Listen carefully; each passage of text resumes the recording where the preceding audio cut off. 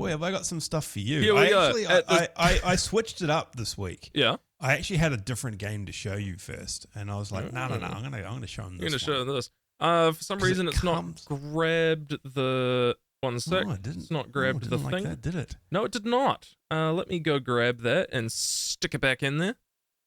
I don't like the way I said that. Yeah, not on 2Beards1Up. You can't say it like that. No, I can't do that. Oh, so I was gonna show this one next week, but this actually comes out in 2 days. So I was like, well, let's just do this. Okay, is this the one that's gonna be awesome? Labeled main game? Yes, it is main game. Okay, let me make myself a little bit smaller. There we go. Now, something that I didn't actually realize, I did a bit of reading into this today. Mm-hmm. There is an entire genre of fantasy called Flintlock fantasy. Ooh. Okay. Okay. There's another one called, I think it's called Gaslamp fantasy as well. So they're both subgenres of the steampunk fantasy sort of universe. Yeah. Flintlock fantasy being more weapons and gun based fantasy, but there's still good and evil. There's monsters and undead and all that sort of stuff. Yeah. Whereas the Gaslamp stuff is more the straight up magic.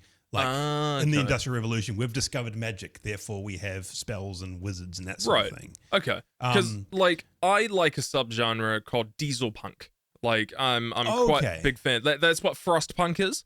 And that's what there was another one. It was an RTS game, and I'm struggling to figure out what that was, and that's really upsetting me. Hang on, I'm gonna Google this before I.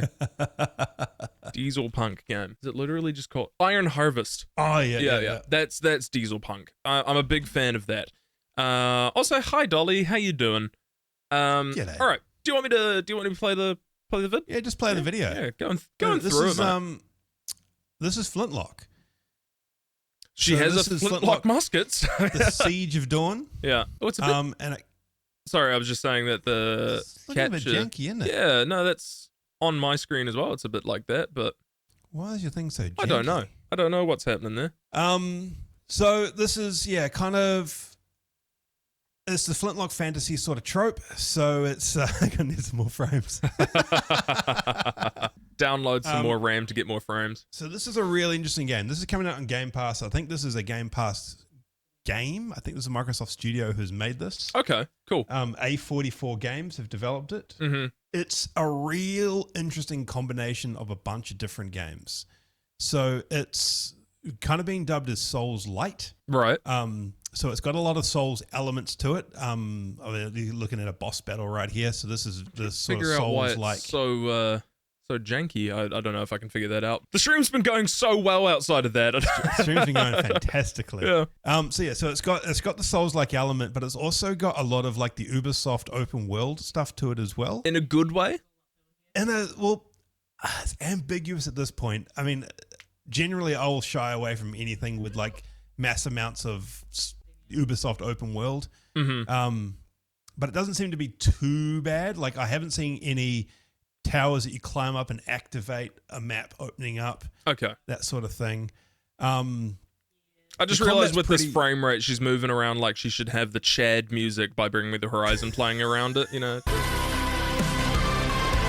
Sorry, go ahead. The combat's fairly tight. There's a lot of combinations you can use to kind of play. You can use your gun, you can use your weapons.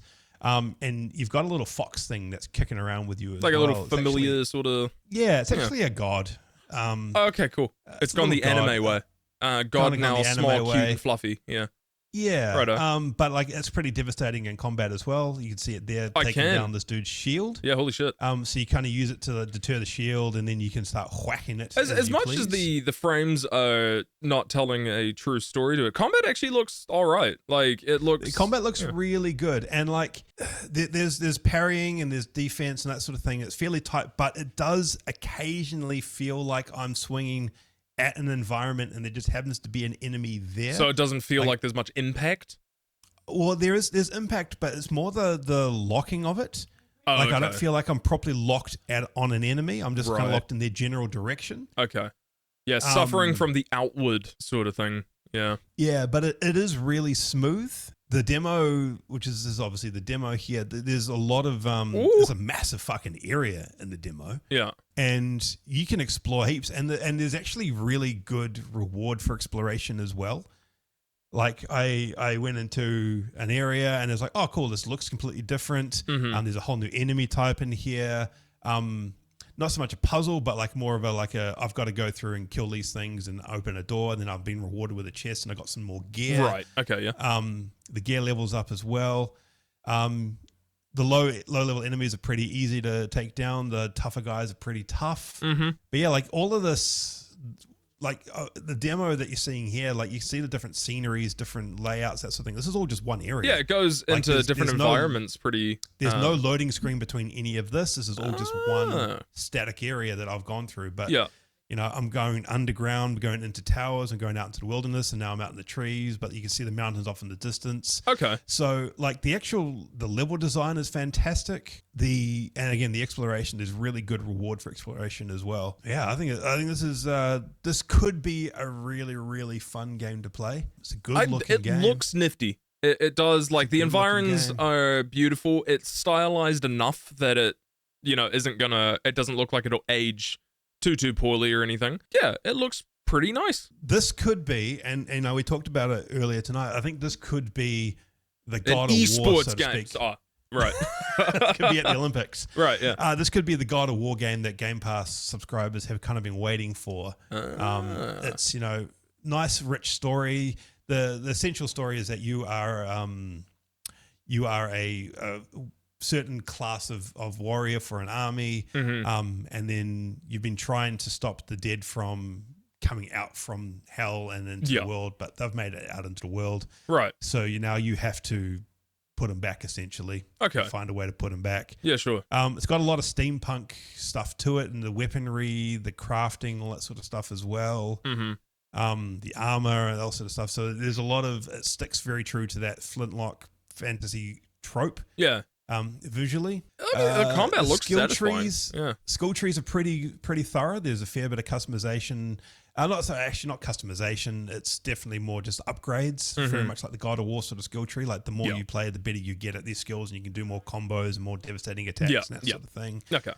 There's a very cool traversing system, which I can kind of see being a bit gimmicky, or feels a bit gimmicky in the sense that there are little like blips in the sky that your familiar can see, that you kind of transform into the familiar to fly through the sky to get into them. Okay. Which I think was kind of like the big selling point in the initial trailer as well. Like this is the thing that they showed the most of, and I think it's a really cool looking mechanic. What's interesting, I see when you maybe if it's dodging and jumping, there seems to be like a blip thing that like comes from your feet or whatever.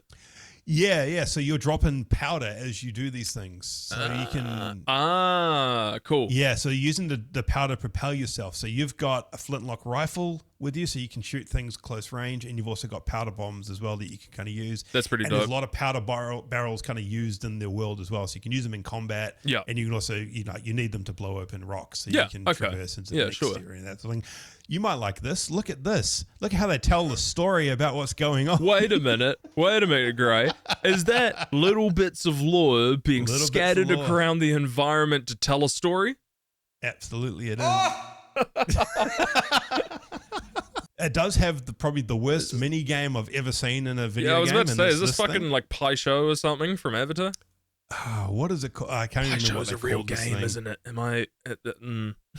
It's essentially like a version of, I guess, backgammon. Yeah, right. But you have to complete a triangle, and that's it. So you got to complete a triangle, and then the AI is so dumb. It's so dumb. And I just like, okay, cool. Surely there's a move to block it. No, you've gone the other way. Why would you open that up? Very good. It's not. It's not. In terms of Souls-like things, you got these pillars. The only place you can level up is on those pillars, and there's your skill tree there. So you've got... you got weapon skills, you got magic skills, and you can upgrade the powder as well. It's not really customizable. You won't have builds. Yeah. Other than maybe the armor will give you some perks here and there, but it's not really build based. Okay. It's like focus on what you want in the skill tree sort of thing. Yeah. Yeah, you can do some crafting as well. Oh shit! The world big. is huge. And again, this is the demo area. So it's big. I think there may be more map up there, but it's a fairly big area. But I mean, it's is this got the Ubisoft game? No. Well, it's got a lot of Ubisoft, like Assassin's Creed elements to it. Yeah. It is literally, if you took, Assassin's Creed and then banged it together with a FromSoft game, maybe Bloodborne or something, because I think Bloodborne kind of has that Flintlock fantasy sort of to it. And there you go, you've got this game. This is the traversing mechanic. So you find these little pillars, you turn it on, and then you turn into the thing, and you can I can see that could probably get pretty gimmicky. Yeah, it feels good, but it's like...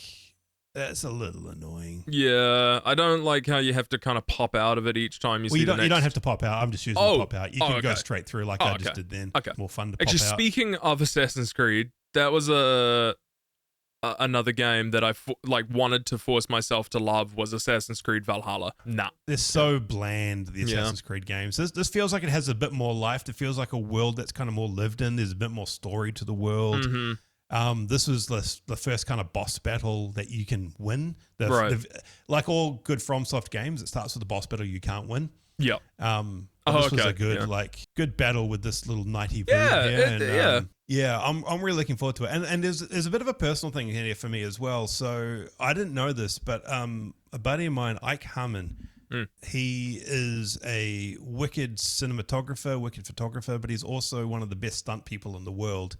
And he did for us in 2007. He did a music video called "Fly Home," and he did all the stunts and everything for that. We kind of got to know him a bit through there, and he's done a bunch of photography for us in the past as well. He got into motion capture and stunts and that sort of thing. Yeah. And has kind of been excelling in that field. And he and his team have done all the motion capturing for this game. Shit, that's pretty cool. I saw him so you've got a bit of a bias against this. If it doesn't do well, oh boy. Oh boy, the rants will be legendary. Oh yeah. So it was nice to see that he's been working on this, and it kind of because I've already been looking forward to this game. Yeah, there's a lot in here that I like in terms of gameplay, and it's even out of the gate, I was like, I don't want to play this game, but seeing Ike had worked on it, it's like, that's a nice little treat. So even more into it now. But I don't think it's gonna score great. I think it's going to be maybe early 80s. Yeah, middle of the road, sort of good, better than average. But I think it's going to be a solid a first-party single-player game from Microsoft. I think there's going to be enough in here to keep me going through to the end of the story. Yeah. I think there's a level of jank, especially in the combat, that I think will be tightened up. Because demo builds are not what we get in the end. There's usually a lot of work done on them. So I'm hoping that there's some building done on this down the line to just kind of tighten it up. And hopefully when we see it in a couple of days, it'll be good to go.